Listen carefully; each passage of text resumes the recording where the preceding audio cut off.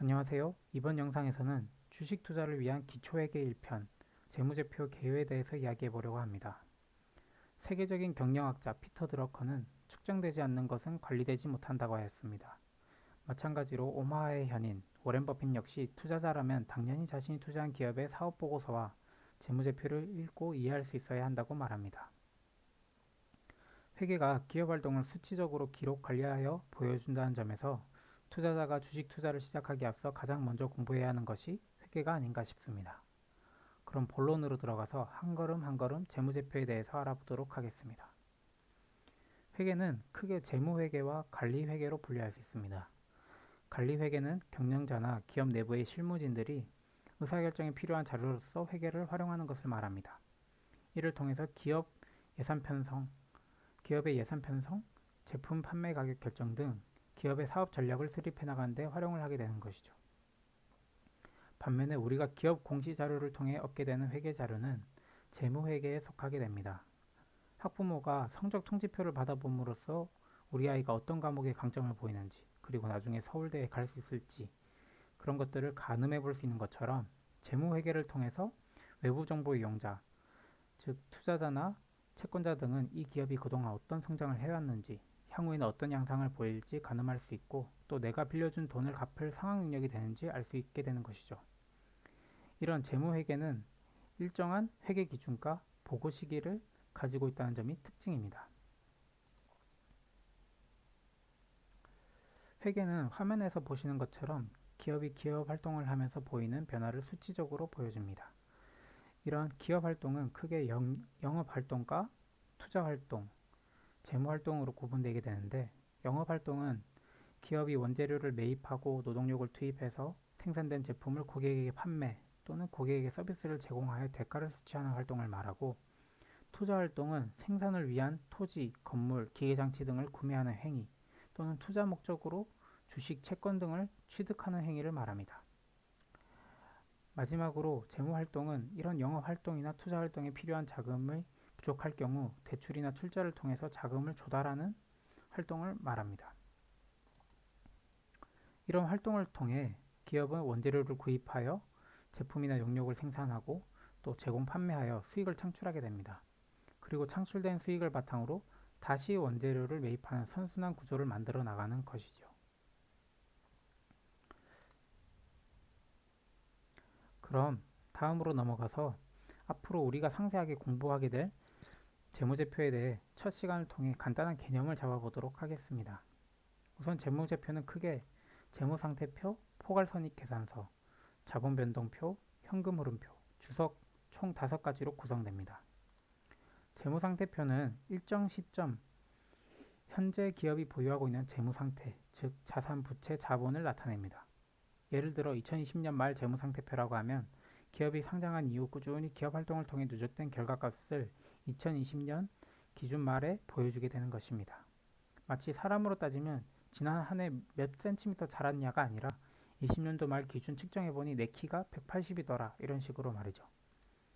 그림에서 오른쪽 대변에 있는 부채와 자본은 내가 어디서 자금을 조달했는지 보여줍니다. 대출을 땡겼는지, 출자를 통해 투자금을 얼마나 받았는지 알 수 있는 것이죠. 그리고 왼쪽에 있는 자산은 그 자금을 어떻게 활용하고 있는지 말해줍니다.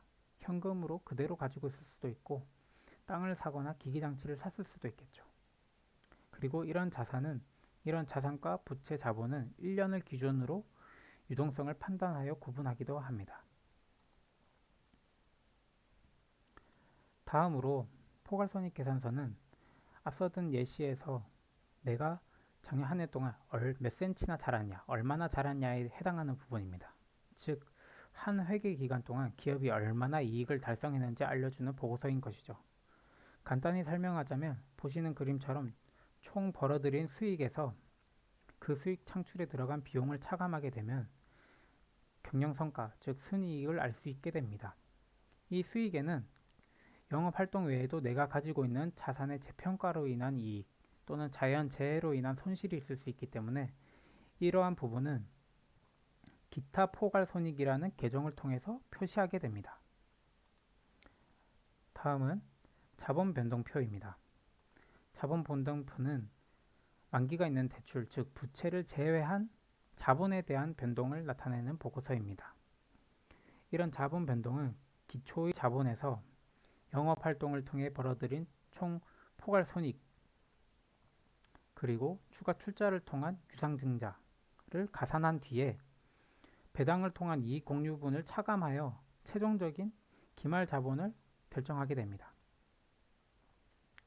아래 도표를 통해서 보시면 추가 출자를 통해 납입 자본의 변동이 발생하게 되고 단기 순이익이나 배당금 지급을 통해서 최종적으로 이익잉여금의 변화를 불러일으키게 됩니다. 그리고 마지막으로 기타 포괄손익의 변동액만큼 기말에 기타 포괄손익 누계액의 변화가 발생하게 되겠죠. 그러면 이제 아래 예시를 통해서 종합 정리해 보도록 하겠습니다. 우선 기초를 21년 초라고 가정하고 기말을 21년 말이라고 가정한다면 기초 재무상태표는 21년 초라는 특정 시점의 기업 재무상태를 보여주게 됩니다. 반대로 기말의 재무상태표에서는 기말 기준의 자산, 부채, 자본을 보여주게 되겠죠. 그리고 한 회계기간 동안 기업 활동을 통해 발생한 경영성과는 보시는 것처럼 포괄손익 계산서를 통해서 알 수 있게 됩니다. 자세히 살펴보시면 기초에는 자산이 200이 있었습니다. 그리고 이 200의 자산 중 80은 부채를 통해서 조달을 하였고 나머지 120은 자본을 통해 조달했다는 것을 알 수 있습니다. 그리고 한 해 동안 경영활동을 잘 하여서 총 포괄 이익이 25만큼 증가하였는데요. 이 증가액만큼 기말 자본이 증가한 것을 알 수 있습니다. 좀 더 상세히 들여다보겠습니다. 지금 여기에서 보시는 그림에서는 추가 출자가 한 회계기간 동안 없었기 때문에 납입 자본에는 변화가 없습니다. 그리고 단기 순이익이 20이 증가했기 때문에 이익잉여금은 그만큼 20만큼의 증가를 보이게 되는 것이고 마지막으로 기타 포괄 이익이 5만큼 증가했기 때문에 기타 포괄 손익 누계액에서도 5만큼 증가한 것을 확인할 수 있습니다. 그 다음은 현금 흐름표입니다. 현금 흐름표는 앞선 회계 보고서들이 보여주지 못하는 중요한 정보를 또한 포함하고 있습니다. 현금 흐름표는 기업 회계 기간 동안의 현금 유출입에 대한 정보를 제공합니다. 흑자도산이라는 용어를 들어보신 적 있을 텐데 이익을 내고 있는 기업이라고 하더라도 일시적으로 현금이 막히게 되면 만기가 도래한 채무를 상환하지 못하여 도산을 하게 될 수도 있습니다. 왜 이런 현상이 발생하게 되는 걸까요? 기업은 매출이 발생하여도 당장 현금으로 받는 것이 아니라 매출 채권이라는 형태로 그 매출을 인식하게 됩니다.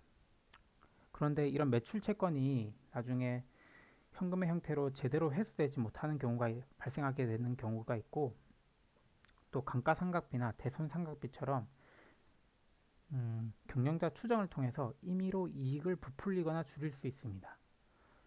그렇기 때문에 실제로 손에 쥐어지는 현금의 양은 순이익의 증가분과 다를 수도 있게 되는 것이죠. 이런 현금 흐름은 크게 영업활동을 통한 현금 흐름, 투자활동을 통한 현금 흐름, 재무활동을 통한 현금으로 분류될 수 있게 되는데 상세한 내용은 앞으로 올리게 될 영상을 통해서 차츰차츰 알아가도록 하겠습니다. 마지막으로 주석은 앞선 정형화된 보고서들을 통해 다 표현하지 못하는 사항들 그리고 외부 이용자들이 꼭 참고해야 될 사항들에 대해서 서술하여 제공한 보고서입니다. 자, 이제 정리하겠습니다. 우리는 회계 보고서를 작성하는 회계사가 아닙니다. 하지만 최소한 투자자라면 또는 채권자라면 하다못해 돈을 투자하지 않더라도 어떤 기업에 관심 있는 입사 지원자라면 이런 회계라는 언어를 통해 쓰여진 재무자료를 접하게 될 것입니다. 우리가 우리가 휴대폰을 제작하는 법은 몰라도 사용법은 알듯이 최소한 재무제표가 어떻게 구성되고 이를 어떻게 해석하여 활용해야 하는지 알아야 한다는 것입니다. 이번 영상이 회계 정보를 이해하고 나아가 현명하게 활용하는 데 있어서 첫걸음이 될 수 있으면 좋겠습니다. 차례로 더 상세한 내용을 다룬 영상들을 올릴 예정이니 관심 가져주시길 바라고 마지막으로 미국 주식을 하시는 분들을 위해서 영문 표기를 함께 작성해 드렸으니 블로그 자료를 참고하여 공부하시면 좋을 것 같습니다. 감사합니다.